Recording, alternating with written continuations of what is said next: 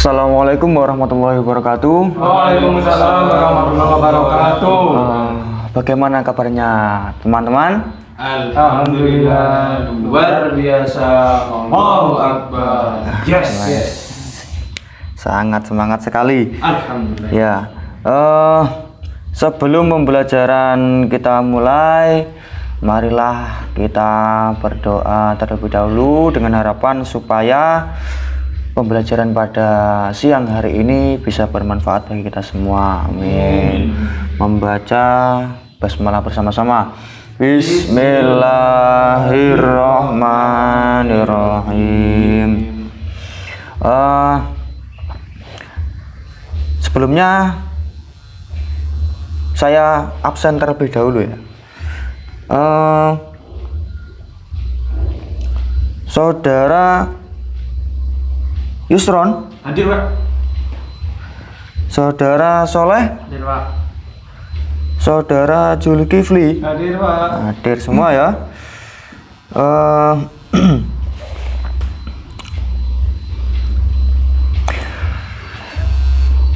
Pada pertemuan kali ini kita akan membahas tentang bab meneladani perjuangan Rasulullah Shallallahu Alaihi Wasallam.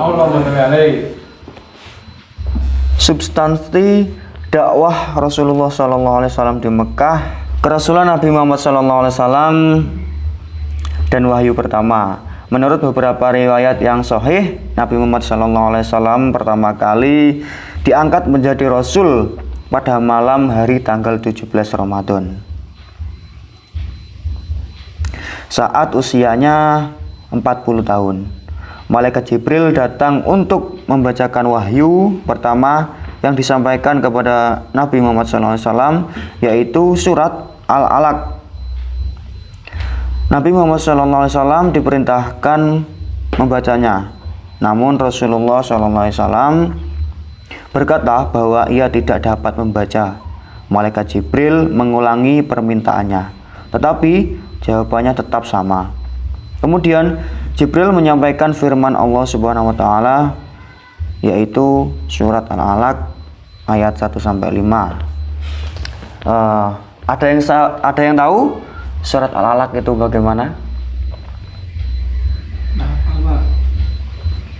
Ayo kita baca bersama-sama ya. Bismillahirrahmanirrahim. Iqra bismi rabbikal ladzi khalaq. Khalaqal insana min 'alaq. Iqra wa rabbukal akram. Alladzi 'allama bil qalam. 'Allamal insana ma lam ya'lam. Sampai ayat 5 saja. Shadaqallahul adzim.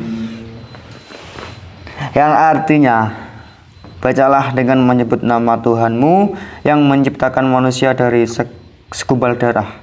Bacalah dengan nama Tuhanmu yang Maha Pemurah, yang mengajar manusia dengan perantara. Dia mengajarkan kepada manusia apa yang tidak diketahuinya. Surat Al-Alaq ayat 1 sampai 5. Itulah wahyu pertama yang diterima oleh Nabi Muhammad SAW sebagai awal diangkatnya sebagai Rasul. Kemudian Nabi Muhammad SAW menerima ayat-ayat Al-Quran secara berangsur-angsur dalam jangka waktu 23 tahun. Ayat-ayat tersebut diturunkan berdasarkan kejadian faktual yang sedang terjadi, sehingga hampir setiap ayat Al-Quran turun disertai oleh asbabun nuzul atau sebab kejadian yang mendasari turunnya ayat tersebut. Ayat-ayat yang diturun sejauh itu dikumpulkan sebagai komplikasi bernama Al-Mushaf yang juga dinamakan Al-Quran.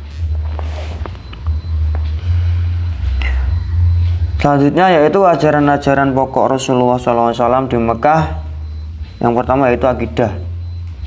Rasulullah diutus oleh Allah Subhanahu wa taala untuk membawa ajaran tauhid. Masyarakat Arab yang saat dilahirkan bahkan jauh sebelum ia lahir hidup dalam praktik kemusyrikan. Ia menyampaikan kepada kaum Quraisy bahwa Allah Subhanahu wa taala Maha Pencipta segala sesuatu di alam ini. Langit, bumi, matahari, bintang-bintang, laut, gunung, manusia merupakan ciptaan Allah Subhanahu wa taala. Karena itu Allah Subhanahu wa taala Maha Kuasa atas segala sesuatu. Sedangkan manusia lemah, tak berdaya. Ia Maha Agung, sedangkan manusia rendah dan hina. Selain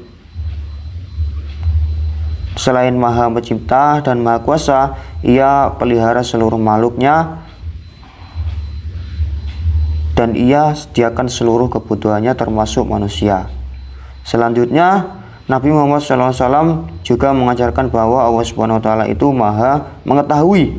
Allah Subhanahu wa taala mengajarkan manusia berbagai macam ilmu pengetahuan yang tidak diketahuinya dan cara memperoleh dan mengembangkan ilmu pengetahuan tersebut. Ajaran keimanan merupakan ajaran yang utama yang diembankan kepada Rasulullah yang bersumber kepada wahyu-wahyu ilahi. Banyak sekali ayat Al-Quran yang memerintahkan beliau agar menyampaikan keimanan sebagai pokok ajaran Islam yang sempurna. Allah Subhanahu wa taala berfirman yang artinya, katakanlah Muhammad, dialah Allah Subhanahu wa taala yang Maha Esa. Allah Subhanahu wa taala tempat meminta segala sesuatu. Allah Subhanahu wa taala tidak beranak dan tidak pula diberanakkan, dan tidak ada sesuatu yang setara dengan Dia. Surat Al-Ikhlas ayat 1-4.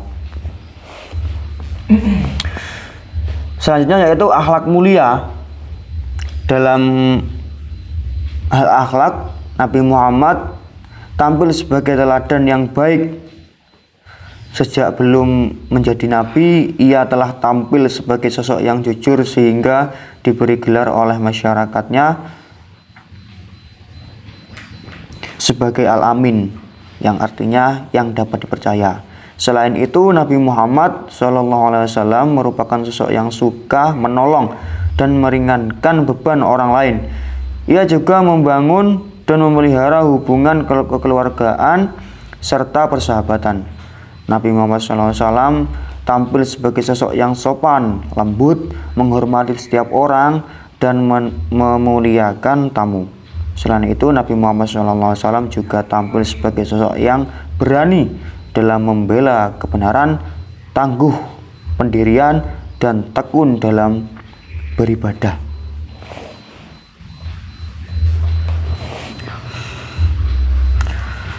Perilaku yang dapat diteladani dari perjuangan dakwah Rasulullah SAW pada periode Mekah diantaranya adalah seperti berikut, yaitu memiliki sikap tangguh dalam upaya meraih kesuksesan. Diperlukan sikap tangguh dan pantang menyerah sebagaimana yang dicontohkan oleh Rasulullah SAW ketika berjuang memberantas kemusyrikan. Lihat pula bagaimana orang-orang yang sukses meraih cita-citanya. Mereka berusaha payah, berusaha terus-menerus tanpa mengenal lelah, sehingga mereka menjadi orang yang berhasil dalam cita-citanya. Tidak ada perjuangan tanpa pengorbanan dan tidak ada pula kesuksesan tanpa kerja keras dan tangguh pantang menyerah. Ketangguhan datang dengan sendirinya. Ia memerlukan pembelajaran dan latihan secara terus-menerus. Ketangguhan juga harus didukung oleh kesehatan fisik dan pemahaman yang benar. Kedua-duanya harus berjalan beriringan dan saling mendukung. Kekuatan fisik dibarengi dengan pemahaman yang benar akan melahirkan manfaat yang besar. Demikian pula sebaliknya. Sikap tangguh dalam kehidupan sehari-hari, baik di lingkungan keluarga, sekolah maupun masyarakat, diantaranya sebagai berikut. menggunakan waktu untuk belajar dengan sungguh-sungguh agar mendapatkan prestasi yang tinggi. Yang kedua, secara terus-menerus mencoba sesuatu yang belum dapat dikerjakan sampai ditemukan solusi untuk mengatasinya. Selanjutnya, melaksanakan segala peraturan di sekolah sebagai bentuk pengalaman, sikap, disiplin, dan tanggung jawab. Itu diantara contoh-contohnya. Selanjutnya yaitu memiliki jiwa berkorban. Perhatikan bagaimana cara pahlawan yang berjuang untuk memerdekakan bangsa ini. Selain mereka berjuang dengan tangguh dan pantang menyerah, mereka rela berkorban apa saja untuk kemerdekaan bangsa ini. Pengorbanan mereka tidak hanya serupa harta, keluarga yang ditinggalkan, bahkan mereka rela meregang nyawa untuk memperjuangkan kemerdekaan beragama dan berbangsa.